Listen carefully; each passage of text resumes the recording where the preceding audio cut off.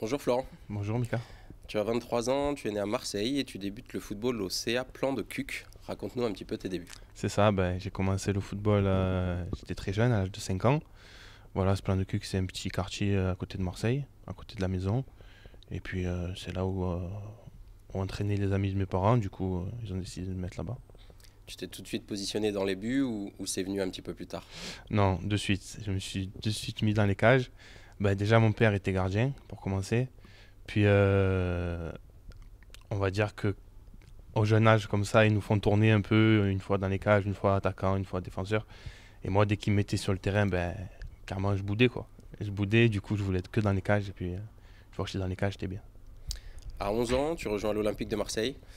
Pour toi qui es né dans cette ville, ça avait déjà une signification forte à cet âge-là? Ah, c'est une très grosse signification même, c'est-à-dire que porter le logo de l'Olympique de Marseille quand tu es né à Marseille, même chez les jeunes, c'est quelque chose d'énorme. Tu dois représenter ta ville natale. Et puis, c'est un club, je pense, un des top 3 français.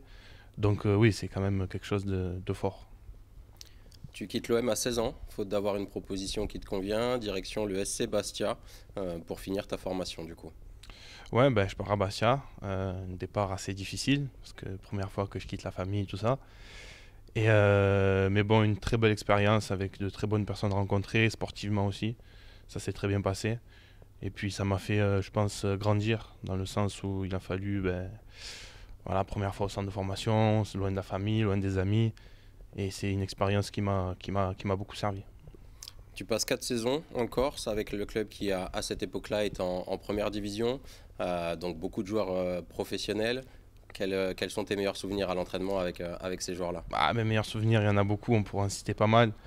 S'entraîner avec Djibril Cissé, avec Michael Landreau, Alphonse Areola, Wabi Kazri, Florian Thauvin, voilà, Jérôme Roten, puis j'en passe. Et voilà, déjà professionnellement, en expérience, on apprend énormément. Et puis il y a que c'est des bons moments à vivre, quoi. Malheureusement, après cet épisode, tu te retrouves sans club. À l'été 2015, tu restes un an sans jouer. Comment tu as vécu cette période délicate de ta carrière, de ton début de carrière? Très mal. Très mal, c'est très très difficile, je pense, dans une carrière. Je ne dois pas être le premier, mais c'est très compliqué de quitter le cursus, le circuit, on va dire. Et voilà, il faut faire une preuve de caractère. Il y a des matins où tu te lèves, tu vas pas à l'entraînement, tu te poses des questions, tu te dis est-ce que ça va reprendre un jour, est-ce que ça va continuer? Et c'est là qu'il faut avoir une très grosse force de caractère. Et puis j'ai eu la chance aussi d'être entouré de ma famille, de mes amis qui ont toujours été là pour moi, qui m'ont soutenu.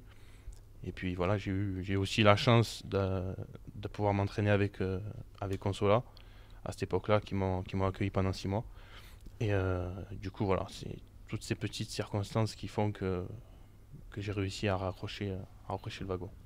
Tu te relances un an plus tard en CFA2, aujourd'hui appelé le National 3 à Guignon, un club qui te fait preuve d'une belle marque de confiance en te faisant signer alors que tu es blessé à ce moment-là. Ouais, effectivement, je me blesse pendant la prépa.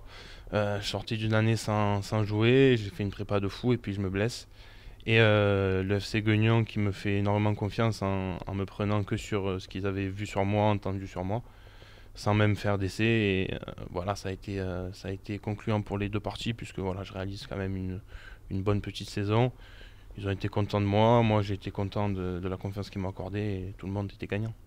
Alors tu l'as dit, tu fais une belle saison, réolée de belles prestations, tu rejoins Martigues en National 2, donc du coup pour toi c'est un retour dans le sud et puis une première à ce niveau-là puisque tu n'avais pas encore évolué au 4e échelon national. C'est ça, une première en CFA à l'époque, en National 2 maintenant. Et voilà, retour à la maison, ça a fait beaucoup de bien. Mentalement, ça m'a fait du bien de retrouver un peu mes amis, ma famille, mes repères.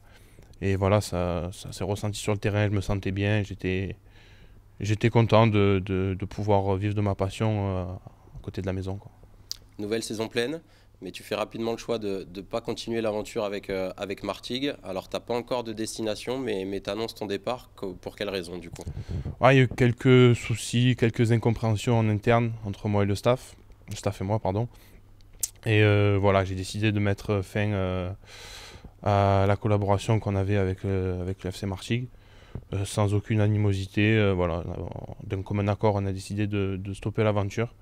Mais voilà, c'est un club qui m'a permis de grandir aussi, parce que comme tu dis, c'est la première fois que j'évolue à ce niveau-là. Et je leur souhaite tout le bien pour ce début de championnat qu'ils font.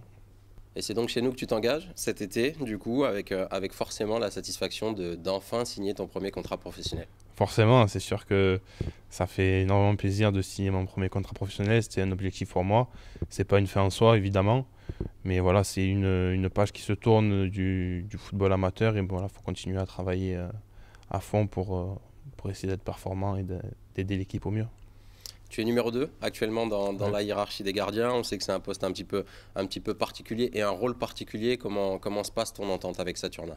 Ah bah avec ça, on a très très vite accroché. Bon, de toute façon, pour pas accrocher avec ça, il en faut. C'est une très très bonne personne. Voilà, on a très vite accroché. J'essaye de lui apporter le maximum, mon expérience, tout ce que je peux lui apporter en positif. On parle énormément, que ce soit à l'entraînement, que ce soit dans les préparations de match, à l'échauffement, tout ça. On échange beaucoup. Et voilà, j'essaye de lui apporter mon maximum. À côté de ça, ben, j'essaye de travailler aussi pour évidemment progresser moi, ce qu'il fera progresser à lui aussi. Et voilà, que ce soit avec ça, et même avec Enzo, on a une très bonne entente tous les trois. Dernière question. Que peut-on te souhaiter pour cette saison avec nous et puis pour la suite, tout simplement? Bah déjà, collectivement, il faut espérer qu'on joue le mieux possible et qu'on finisse le plus haut au championnat, au classement. Et puis ensuite, individuellement, bah, c'est de travailler, d'être prêt si le coach a besoin de moi, il doit faire appel à moi, d'être prêt pour faire du bien à l'équipe.